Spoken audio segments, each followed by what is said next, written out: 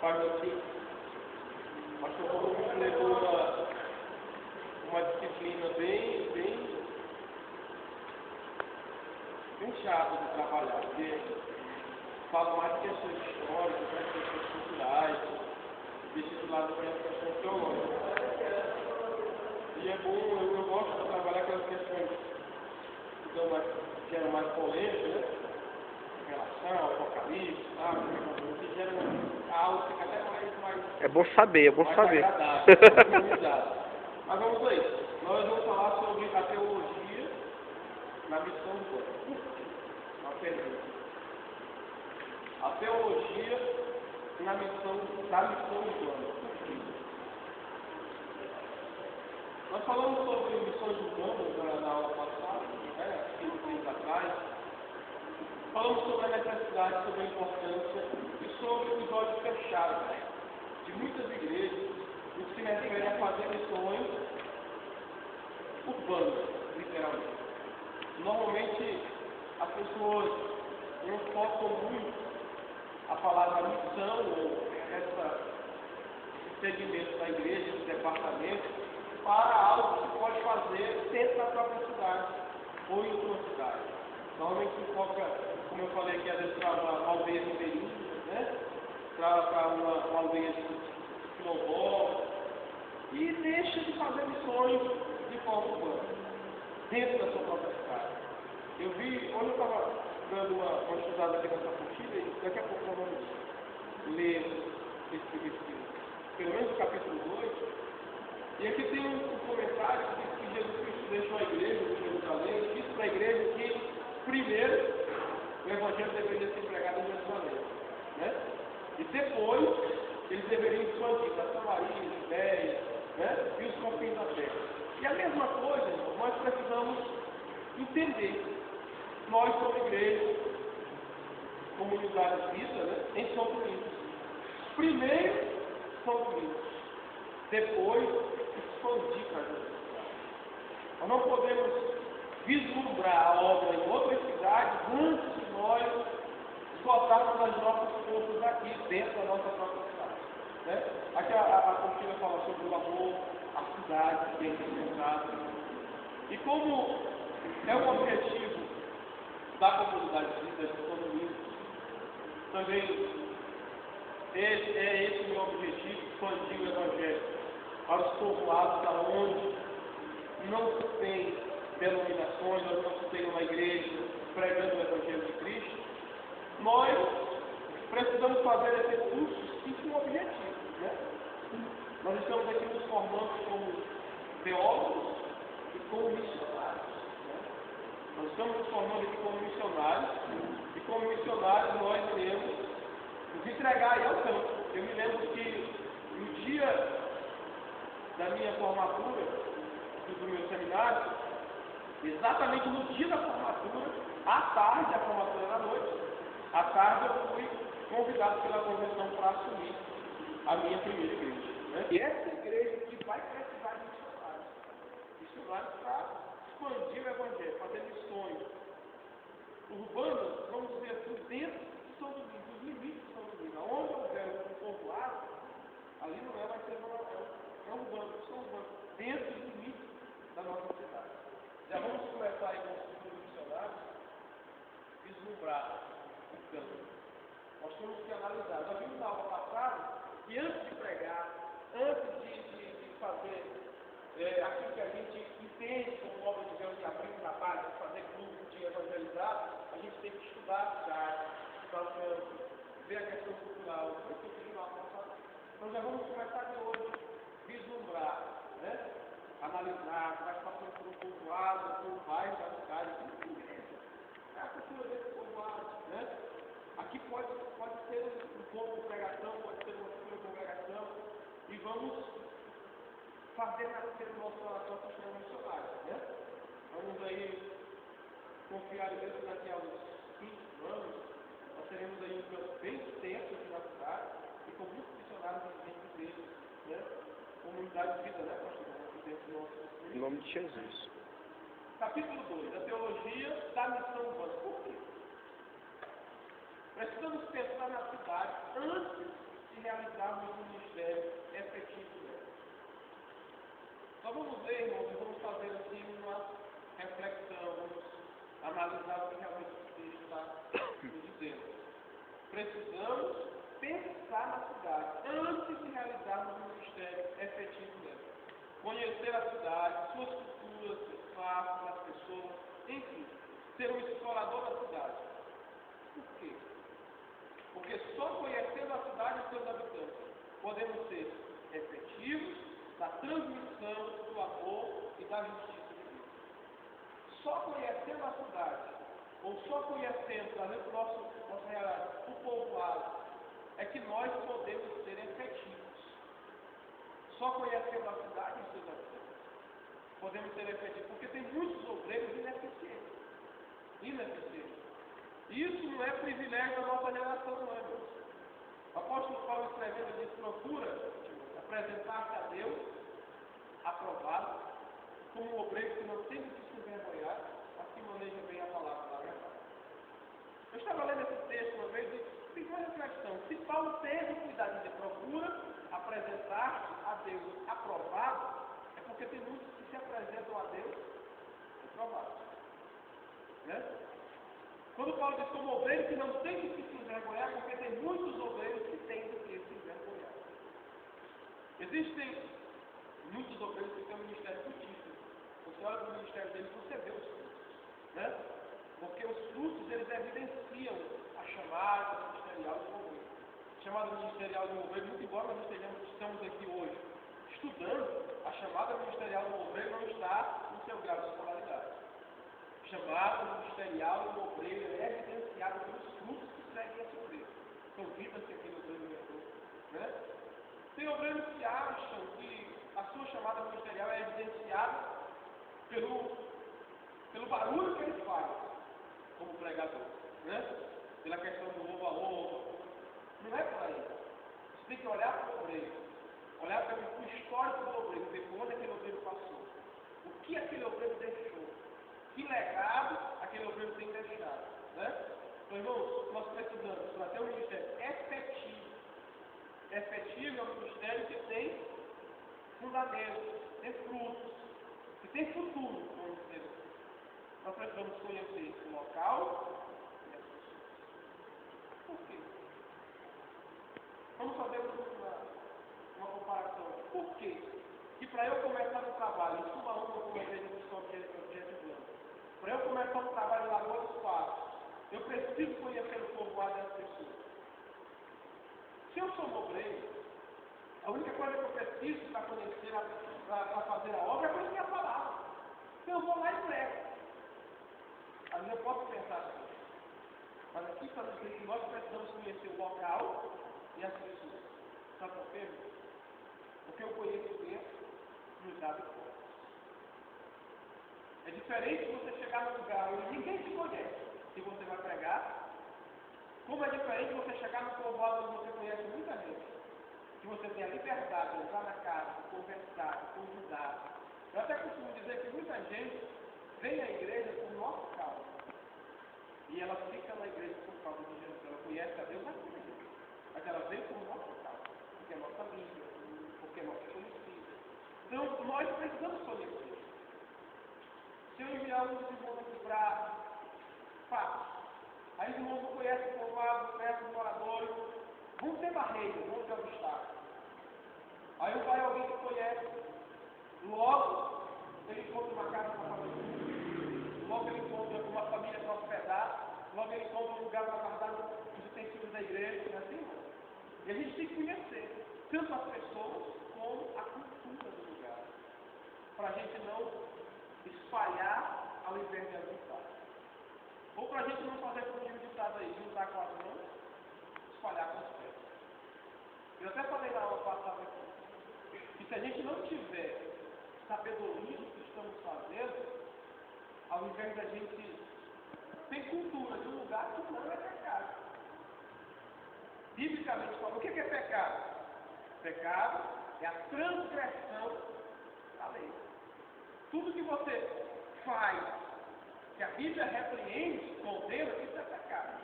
Mas o que a Bíblia não condena, não vai transgredir. Comer o fruto não foi o pecado de Adão. O pecado foi a desobediência. O Senhor disse, não pode. E ele foi lá e fez. Então esse foi o pecado. Certo?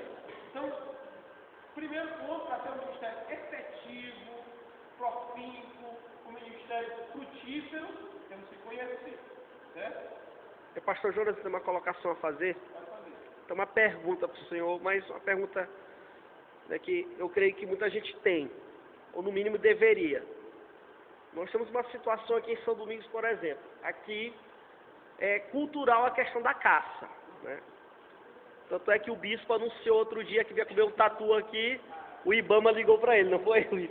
O Ibama ligou para ele, né? Porque aqui é cultura, é uma questão cultural, né? Aqui é uma distração, aqui, né? Aqui outros fazem por sustento mesmo, essa aqui é verdade, outros fazem por sustento, outros fazem por hobby, mas a verdade é que aqui nessa região do Maranhão, caça é cultura, é cultural. Eu já vi um obreiro da cidade, ele reprimindo essa questão. Como só aponta isso? Ah, não come caça, né? Porque nacionalmente é crime, mas aqui é cultura. Como é que a gente lidar com essa situação, quando a gente vê? Ele está certo, esse obreiro, ele está errado, como nós como obreiros devemos proceder, né, dentro desse quadro. Antes de falar, eu vou trazer para o tipo de maldade. Que nunca caçaram aí. É pecado ou não? Pode ter quem ou não, porque a mulher foi evidente, mas Como é que a gente vai... para nossa cidade. É. Eu acho que é pecado. No meu pensar, você podia colocar ali, porque a filha fica uma vez dentro da coisa fui, né? Aí você tem que dar lá a igreja. O seu papai lá do cartão. É igual a chega, mas deixa eu aprofundar a pergunta que o pastor Romulo fez.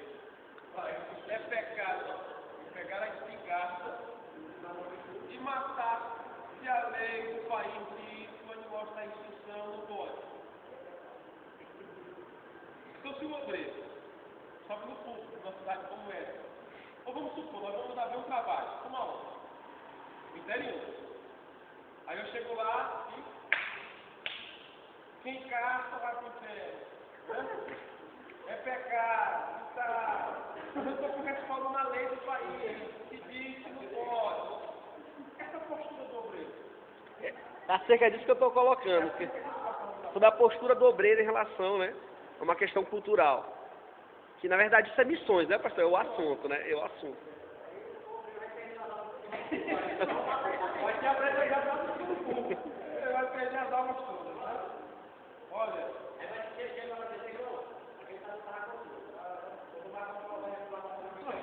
De fato, a lei do nosso país, ela trata não todos, alguns animais como blindados, né? Mas a própria lei também abre uma brecha no que diz respeito à questão da alimentação, ao consumo, do seu próprio consumo. E nós temos que ter muita sabedoria, principalmente nessa questão cultural, para não partirmos para o extremo. A Bíblia fala sobre o extremamente santo, extremamente justo. E quando você leva a coisa para o extremo, quando sai do 80, a tendência é você desandar o carro. É você errar. Né? A tendência é você errar. É verdade. Então, você tem que ter muito cuidado. Esses dias, um irmão chegou para mim com um argumento muito bom. Por exemplo, a igreja condena jogo de sorte, de azar, né? Jogos, bingo, essas coisas, sabe?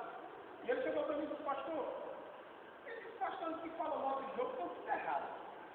Eu mesmo faço a minha fezinha ali na lotérica todo mês. E se eu ganhar, qual é aquele que não vai querer receber o meu dízimo? Qual é? Diga aí. Então estão tudo errado, pastor. Olha, e ele usou um argumento muito bom. Ele disse, esse jogo não é ilegal. Ilegal é o jogo do bicho. Esse jogo não é ilegal. Então, se ele é legal, eu posso. É como pode usar esse argumento. A lei protege esse determinado animal. No entanto, a própria Bíblia, o próprio Deus nos disse que todos os animais mais descanso nós podemos. É por alimento do homem. Não vou matar tudo quanto é bicho, pelo amor de Deus. Ele diz na Bíblia que é por alimento do homem. E a própria lei dá uma brecha. É por alimento? É. Ela se consumo.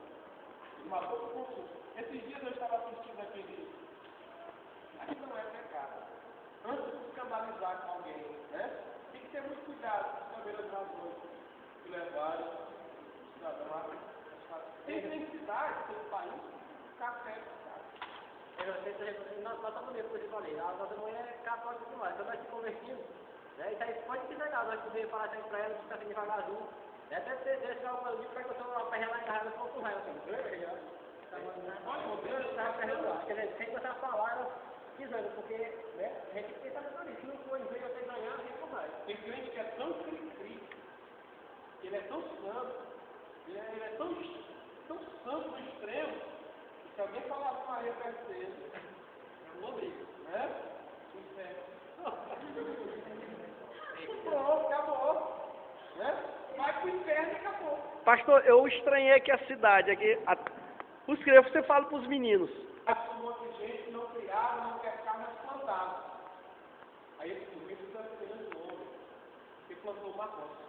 E ele plantou uma semente chamada ajuda. Aliás, o trigo. Veio, está dando, molhou, veio. E ele trazia a Bíblia, a mensagem de salvação, de uma forma que as pessoas pudessem entender. Uma coisa que nós precisamos entender como missionários, como obreiros, como crentes, como pregadores, é que, irmãos, a vaidade particular e individual deve ficar de lado. O sentimento nós temos que ter como João, não importa que nós venhamos diminuir. Quando tu chegar no meio dos agricultores, não leva nem assim, tranquila, para aquela pessoa entender. Tu chega no meio dos idosos, dá uma mensagem que os idosos possam entender. Chegou no meio dos doutores, leva uma mensagem que os doutores possam entender. Porque se tu usar uma linguagem muito simples para um doutor, para doutores, eles não vão dar valor à sua pregação. Aí tem que usar. Paulo disse também que pediu louco para ganhar o povo, que sabe para ganhar os dados. Não é assim que você tem. É observar o lugar onde você está. E ali do lugar você vai tratar a estratégia. A mensagem é a salvação. A mensagem é o reino. É o foco principal, é Cristo, é a salvação. Agora, como nós vamos transmitir essa mensagem? Aí nós vamos usar a estratégia.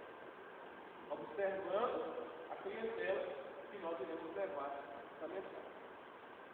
Ponto, atenção. Por que realizar a missão na cidade? Quero destacar algumas motivações. Fala de motivos. Primeiro motivo, para que o nome do Senhor seja glorificado. Então, o primeiro motivo para pregar, para levar, página 5, 2.1. Primeiro motivo, para que o nome do Senhor seja glorificado. Então, esse é o primeiro e o principal motivo pelo qual eu vou fazer a obra de Deus, eu vou implantar a igreja, eu vou fazer missões. É para que o nome do Senhor seja glorificado. No Antigo Testamento encontramos várias referências ao mandato de Deus para que outros povos cheguem ao seu conhecimento. Em Crônicas, existe uma exortação para cantar ao Senhor em toda a terra, contar entre as nações a sua glória. Outro parágrafo aqui. Então, ouve tu desde os céus, o assento da sua habitação, e faz conforme a tudo o que o estrangeiro te suplicar, a fim de que todos os povos da terra conheçam o teu nome e te temam como teu povo Israel, a fim de saberem que pelo teu nome é chamada esta casa. Foi uma parte da oração de Salomão.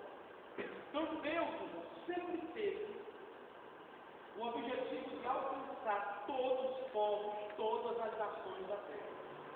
Engana-se quem pensa que esse objetivo é o objetivo do Anel Testamento após Cristo. Não, foi Cristo quem veio para divulgar o Evangelho para o mundo inteiro. De fato, ele veio para fazer isso. Por que ele veio? Porque isso não estava acontecendo. Mas Deus sempre quis. Sempre quis que o seu nome fosse divulgado em todas as nações. Esse sempre foi o objetivo de Deus. Às vezes a gente fica assim, se questionando, não, mas se Deus tinha esse objetivo, então por que só os judeus eram salvos? Mas não eram só os judeus que eram salvos. Ruth era uma jovem moabita. Tinha nada a ver com o Israel. Tinha nada a ver com o povo hebreu. Não era descendente de nenhum dos da casa de Jacó. E no entanto,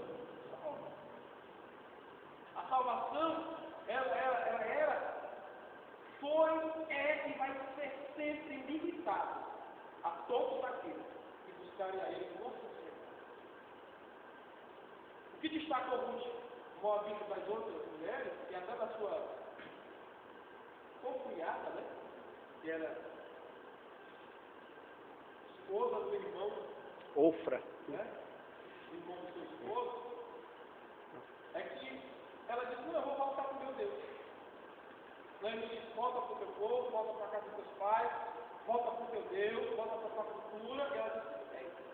E quando ela chamou você, volta para o teu povo, volta para a casa dos teus pais, volta para a tua cultura, para o teu Deus, e Ruth disse, meu Deus, o seu povo é o meu povo, o seu Deus é o meu Deus. Acabou. Uma vez que nós conhecemos a Deus de verdade, nós não queremos largar esse pecado. Ruth conheceu a Deus de verdade, não. Mas Ruth conheceu. E ela foi salva por causa disso. Uma jovem moabita. Deus abriu uma exceção para salvar. Como Deus tem aberto exceções, né? Cidadão preso das drogas. Que humanamente falando não tinha direito algum, nem da misericórdia humana, quanto mais da misericórdia de Deus. E Deus abre uma exceção. Vai lá no presídio, salva. O assassino, o drogado, o idólatra. Deus tem aberto exceções no nosso futuro. E o objetivo de Deus sempre foi, a Bíblia diz que o objetivo de Deus é que toda alma salve que nenhuma alma perece. Quando Cristo veio, aí ele tornou isso mais evidente. Tornou isso mais evidente, falou às claras, porque ele falou de lugar. Ele disse, olha, pregue primeiro em Jerusalém, mas depois, quando receberem o poder da bênção de vós, temos Jerusalém, Samaria, Judeia, aí ele expandiu até os confins da terra. Se ele continuasse falando com o nome dele de direção bonito, quando surgir, né? Mabé, ele ia dizendo. Ele falou de algo que eles conheciam, Jerusalém, Judeia, Samaria, e falou sobre os confins da terra. Aonde houver povo, a palavra de Deus. Um dos principais motivos da existência da igreja na terra é simplesmente a glorificação de Deus. Nós nos reunimos aqui, irmãos, não é para outra coisa senão para glorificar o nome do Senhor. Outro nome não pode ser glorificado na igreja, só o nome do Senhor. Os obreiros que hoje existem não podem ser comparados aos apóstolos que moraram, que viveram, que viram com os próprios olhos o nosso próprio mestre, não é verdade? E mesmo os apóstolos não eram dignos de adoração. E os apóstolos não poderiam ser comparados aos anjos. Não poderiam ser comparados aos anjos. Porque embora assistem diante do trono de Deus, nem os anjos são dignos de adoração. Como tem obreiros que querem ser adorados. Como tem pessoas que querem adorar a obreiros. E como tem pessoas que querem adorar a anjos também. Até os apóstolos quiseram fazer isso. E olha, quando apareci hoje, o apóstolo falou, eu fiquei nervoso. Eu não sou digno de adoração. Né? Eu sou conservo de Deus. Então, o objetivo principal de fazer missões é para que o nome do Senhor seja glorificado. Você não vai ter um missionário para quem vai descer. Na minha igreja tem tantas pessoas. Você não vai ter um missionário para quem vai descer. Aí eu sou o melhor e o maior pregador. Eu vim no campo, no Gama Leste ali, né? O pastor presente é o pastor Luciano Leal Lopes, ele veio do Pará, assumir a Assembleia de Deus do Santo lá em Gama Leste. Eu pastoreava a congregação, a maior congregação do campo era a minha, que eu pastoreava, né? Tinha um volta de 300 e poucas pessoas. E tinha um outro que nós tínhamos em torno de 10 congregações naquele campo. De maneira que na ceia todo mundo ia para a sede. De maneira que o pastor presente fazia escala, eu pregava um dia na sede, ele pregava na congregação, eu pregava na congregação e tal. E as congregações eram chamadas pelos nomes, congregação Shekinah, congregação Betel, Monte de Jesus. A minha era a congregação Betel. E quando se reuniu os obreiros, eu tinha meus obreiros na congregação. Na reunião eu ia com os meus obreiros para a sede. E reunião com os obreiros, havia uma discussão de ego dentro dos obreiros. Qual é a maior igreja? Qual é a maior congregação? Qual é o melhor ministério do louvor? Ah, o melhor ministério do louvor. Por incrível que pareça, qual é o melhor som? Né? E havia uma discussão ferrenha. Quem é o melhor pregador do campo? Como o pastor presidente estava lá, sempre o melhor pastor presidente. Né? O melhor pastor do Sinai, o pastor do Sinai, o melhor pregador. E o segundo? Aí o segundo sempre da razão que era um homem da sede, ele era evangelista, né? Da sede, aí ele disse, não, o segundo teve que ser isso, né? O presidente da sede. Aí depois, o dirigente de congregação. E é que o dirigente é o melhor. Sempre tinha essa bobagem. Seres humanos, né? Embora pastores, embora, não é pastor? Embora dirigente de igreja, mas seres humanos. Querendo, né? Aparecer. Mas usando o contexto, na obra, que você tem que deixar de lado as suas vaidades. Aqui existe, irmão, aqui no meio do contexto. Quem é o melhor pregador da cidade? Não vai iniciar. Não, vai ter um evento, vai ter uma marcha, quem vai pregar lá embaixo? Não, fulano prega aqui, outro pregador. Lá embaixo, quem vai pregar? É o melhor pregador. Segundo, 2.2.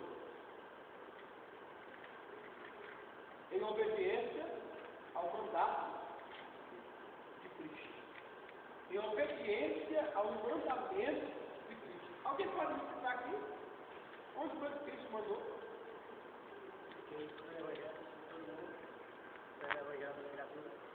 Lembra dessa referência? Mateus, Marcos 17 não. Marcos 16. Marcos capítulo 16, né? Mateus capítulo 28. O texto é basicamente o mesmo, mas tem algumas particularidades. Uma diz, ide por todo mundo, pregar o evangelho a toda criatura. E no outro diz, ide fazer discípulos. Né? Ordenança de Cristo. E eu vejo muitos pregadores dizendo que irmão tem que comer o verbo imperativo de Deus. Né? O verbo imperativo de Deus é para a igreja inteira, não é para o pastor, não é só para o obreiro, não é só para o diácono, é para a igreja, o id. Então, quando nós vamos fazer missões, primeiro é que o nome do Senhor ser glorificado. Esse é o objetivo principal. Segundo, nós não estamos fazendo isso aleatoriamente. Fazer por fazer. Nós estamos fazendo isso porque alguém nos mandou que fizesse. Nós, como missionários, precisamos entender que existe alguém que está sobre as nossas mãos. Existe alguém que nos manda. Existe alguém que dá ordem e nós obedecemos. No reino de Deus, às vezes nós que somos brasileiros não gostamos muito de pregar dessa forma. Porque nós moramos num país democrático, né? Entre aspas, na verdade. Nós queríamos, como brasileiros, que Jesus sentasse com a gente, e aí, o que vocês acham? É bom ganhar aqui com o Brasil? Não, Senhor, tem que ficar lá, né? Não ganha aí, não. Só que o povo não presta mesmo, tá? Não, tá bom, deixa aqui em pé, e vamos falar de plano. No entanto, Cristo, ele determina. Ele não pergunta a nossa opinião se aquele lá vai ou merece ir para o céu ou não. Ele nos manda pregar o evangelho de salvação a toda criatura. Ao bonzinho, ao filhinho bom da mamãe, ao outro que é sem vergonha, bebedor de cachaça, espancador da esposa, drogado. Ele manda pregar o mesmo evangelho. Um dia eu estava conversando com um jovem da igreja. Uma conversa bem informal, falando sobre ministério, sobre obra de Deus, treinando a todos eles, e eu disse, pastor, eu acho Deus injusto em algumas coisas. Eu digo, em que, cara? Como é que Deus, pastor, nasce um camarada, filho de crente, filho de pastor, criado na igreja, dizimista fiel, ofertante, não falta culto, é uma pessoa boa, obediente aos pais, tal, vai para a igreja, morre, vai para o céu. Aí o outro você leva e bate na mãe, bate no pai, não presta para nada, quando não dá nada, vai dar o crente. Ele se converte e morre, vai para o mesmo céu. Quem vai para o mesmo céu, pastor? E olha, a salvação é de graça. E não é pelas obras, para ninguém se colocar bem que assim. Eu vim para o céu porque eu sou o cara. A pessoa ia ter gente chegando no céu aqui. Eu vim para o céu porque eu sou assim, eu fiz aquilo. Digo, agora só que no céu, irmão, vai ter uma distribuição de presentes. As obras serão provadas como passadas pelo fogo. E é o galardão do trem. Digo, é como se alguns recebessem uma delas de galardão e o outro 2 anos para carregar o presente que ele vai receber.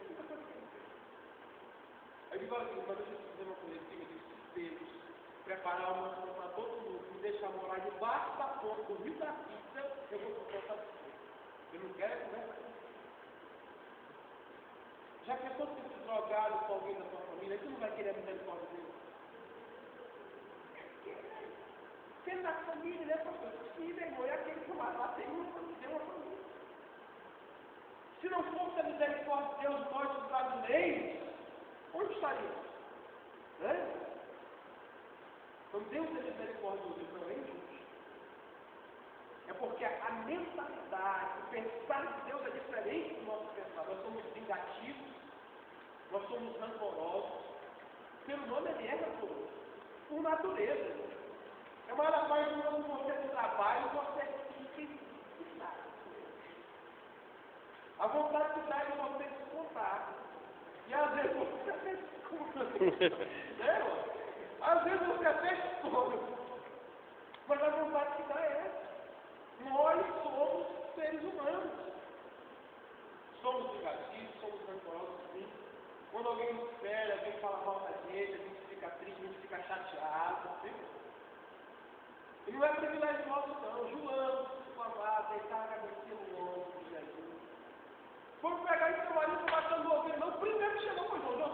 Deus, eu quero que eu olhe para dar um desejo, vamos matar todo mundo. Você vai dizer, João, calma aí, eu estou nem te conhecendo. Que é isso, meu irmão? Se fosse Pedro, é João, o discípulo amado, aquele que prega com os filhinhos, não sei o quê.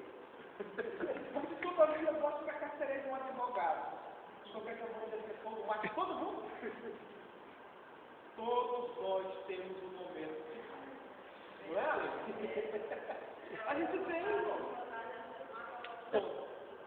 Além de obedecer, paixão por Cristo. Paixão por Cristo. Vamos aqui debater sobre essa palavra paixão. Eu tenho certeza que todo mundo já está apaixonado. Eu ainda estou apaixonado. É o pastor que mais fala de paixão. Todo mundo já se apaixonaram de uma vez, né? Ixi, tô.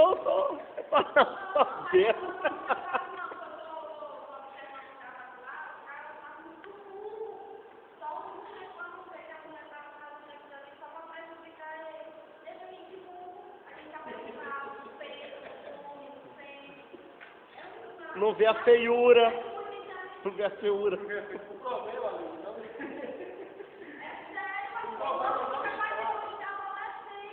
não está no sentimento.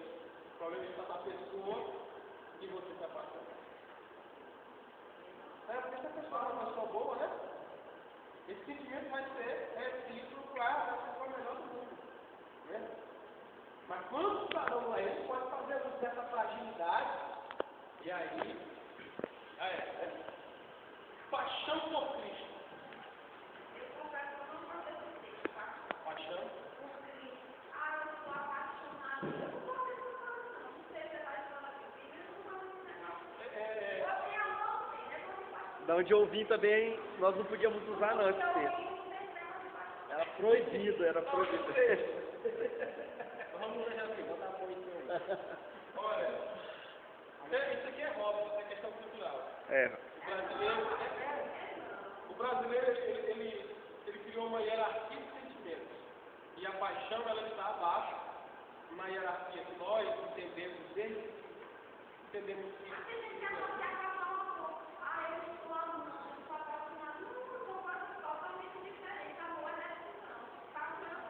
Irmão, só lembrando na teologia urbana que o emprego paixão de Cristo é diferente, né?